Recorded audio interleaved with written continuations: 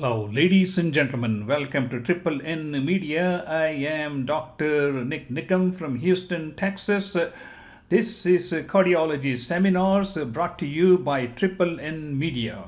On our YouTube channel, we have more than 170 lectures covering various topics in the field of cardiology for nurses, students, internists, and for cardiology fellows. Please feel free to watch these videos. Number two, I have created a cardiology rotation manual which has more than 140 pages, and I will tell you how you can get a copy of that for free at the end of this presentation.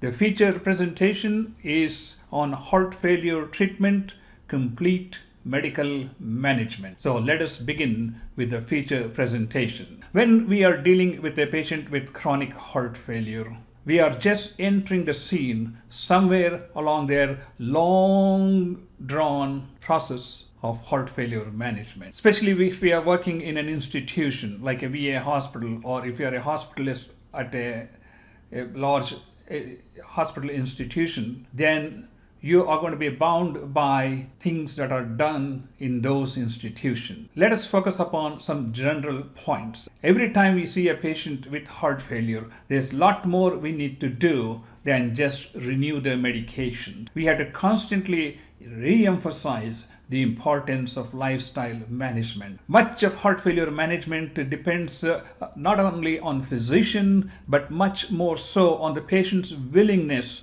to accept the lifestyle modifications they have to do and adapt to that, so that we can minimize their symptoms, minimize their hospitalizations, and improve the overall quality of their life. So the patients need to be a major partner in the management of heart failure when it comes to chronic stage 3 or 4 heart failure. The patients need to be able to monitor their blood pressure, monitor their heart rate, monitor their cardiac rhythm, monitor their weight, and meticulously monitor their medication intake. A lot of times these are elderly patients who do not even know what they are getting. That's where they need help from a family member or a healthcare aide who can get them the right medications and prevent them from getting into the hospital for rehospitalization.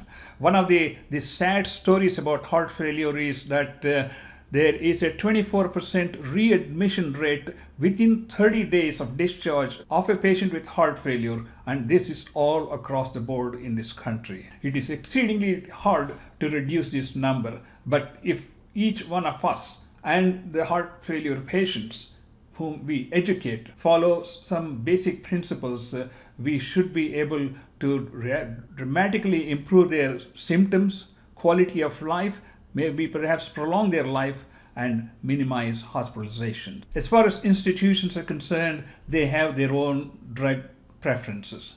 That's something we need to get familiar with. There's no point in arguing with the pharmacist or the hospital or the institution.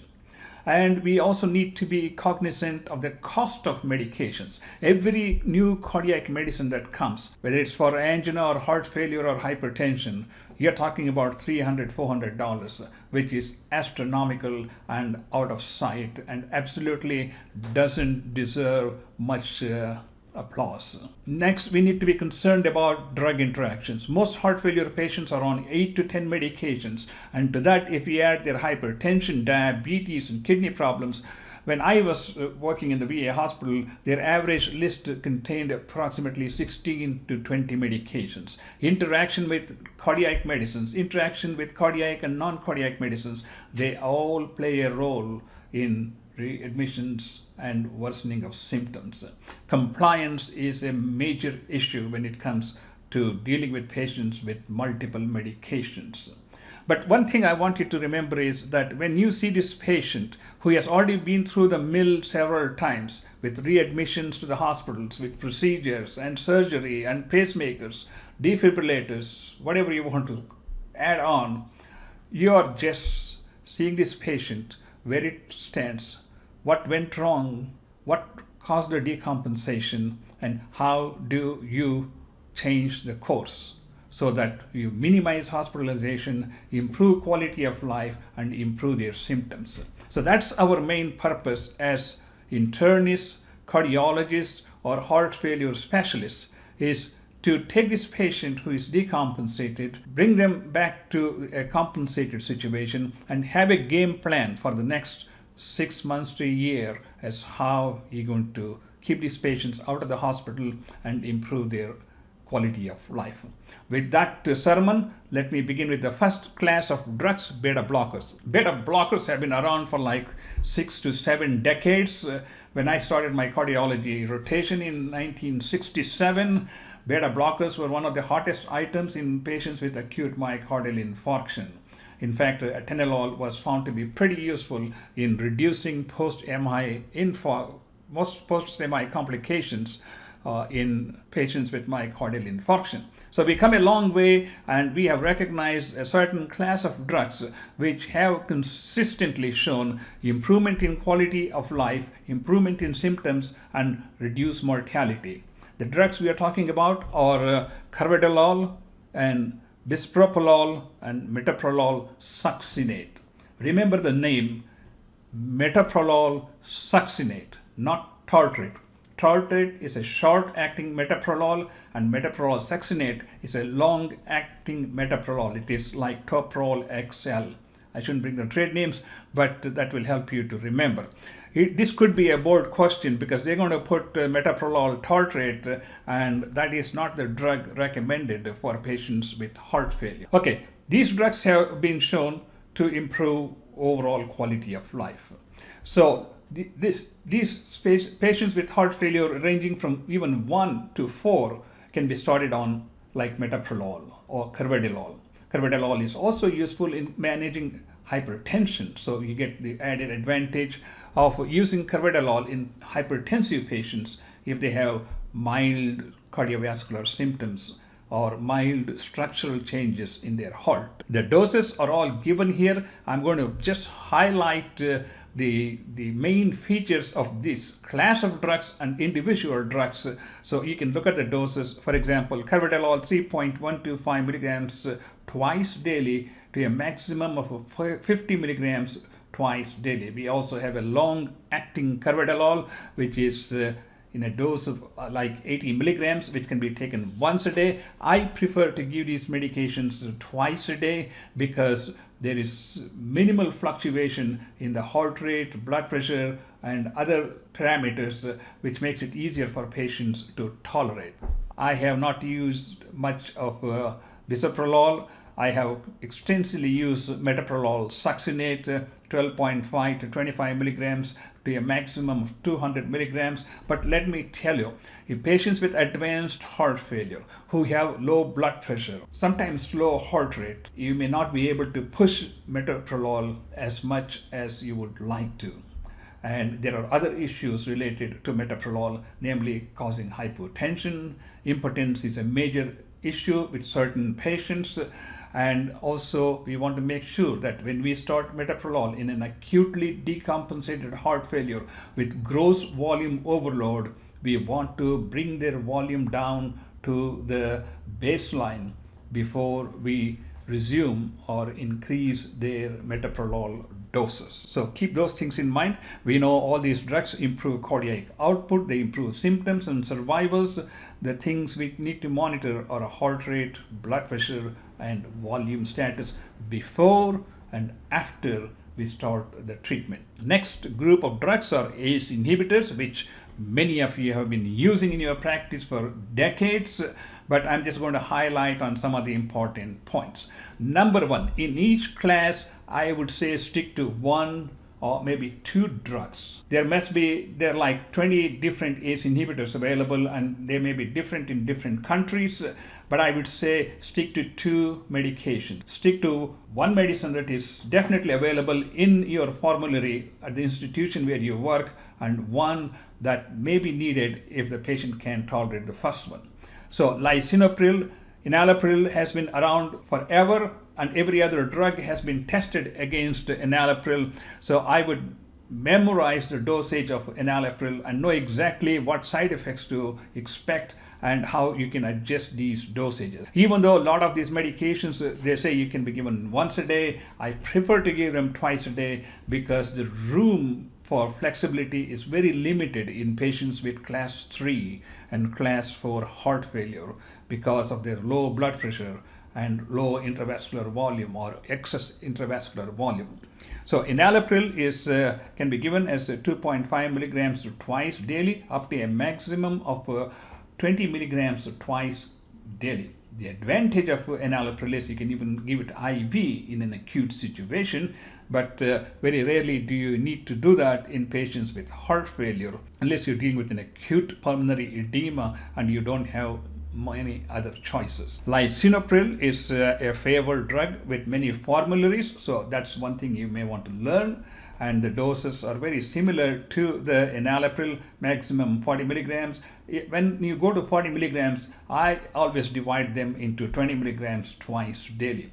I have used Ramipril when it came in, but I rarely use it. As I said, I stick to 1 or 2 drugs in each class of medications. When you're dealing with heart failure, you cannot remember 75 medications because you need to be able to think on the go and see what can be done to the patient in that 5-minute visit that you have to help this patient. Again, when we are dealing with ACE inhibitors or ARBs, we need to closely monitor their kidney function, blood pressure, and volume status. If there is a sudden jump in creatinine from 1 to like 3, we may have to hold off on ACE inhibitors, get a renal consult, correct their kidney status, look for any reversible causes like infection, stone, anything else. And then when the kidney condition improves, then we can resume the ACE inhibitors. And it's the same case with ARBs. Again, I keep emphasizing ARBs or ACE inhibitors or any other class of drugs, learn 2 drugs that you can use consistently and interchange them. Here you have candesartan, which is a very good drug. I don't usually use it. I use losartan quite frequently, and we have valsartan. Valsartan is a good drug also to have in your list. I would say losartan and valsartan because valsartan is part of the sacubitril valsartan combination. So if you know how to use this drug and you know how the patient responds, then you may be able to just stop the medicine and replace it with the sacubitril in class 3 or class 4 heart failure patients.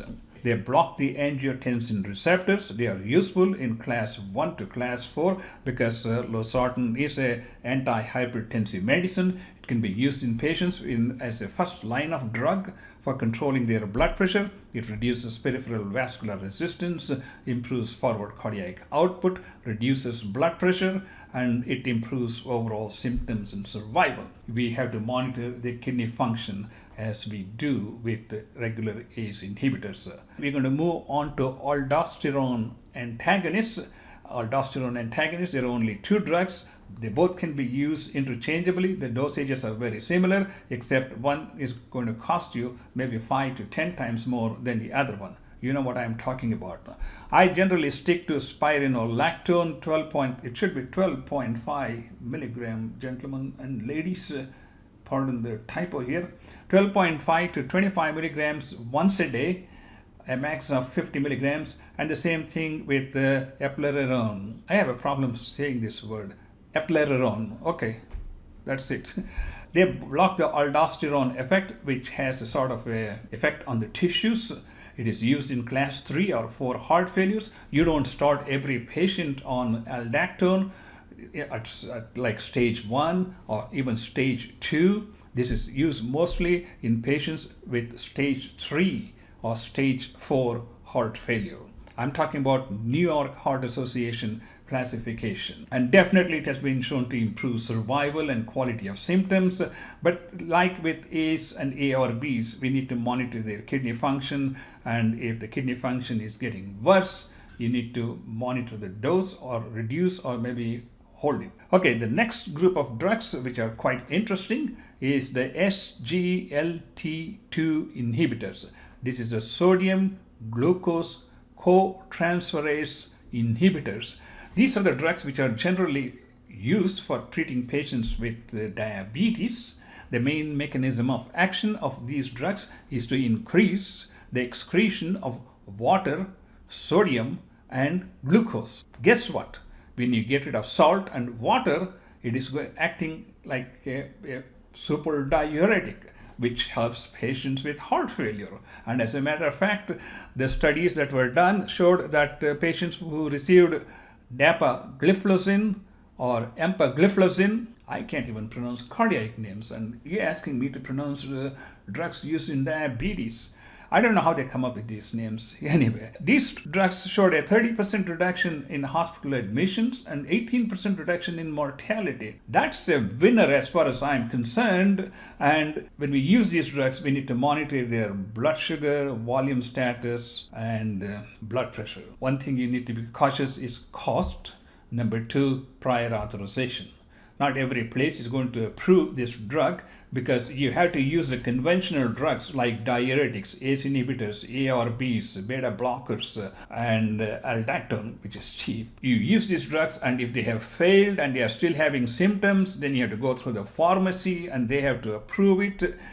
Be aware of these things because you are living in a real world. You are not living in a glass house like some other doctors are. Okay. Vasodilators, hydralazine and isosorbide dinitrate, a study which was predominantly done in a black population with heart failure. They have found a significant improvement in quality of life and also reduction in mortality. And these drugs are used like hydralazine, 25 milligrams 3 times a day, and isosorbide dinitrate, 20 milligrams 3 times a day. I would say if someone is having heart failure with a ischemic heart disease, who is having chest pain, I would use isosorbide without the addition of hydralazine. And of course, we need to avoid hydralazine in patients with acute ongoing myocardial ischemia. Please remember that. The long-term effects of hydralazine we are all quite familiar with, such as flushing, palpitation, systemic lupus, and with isosorbide we can get palpitations, increase in heart rate. Okay, the last group of drugs I want to talk about is the ivabradine.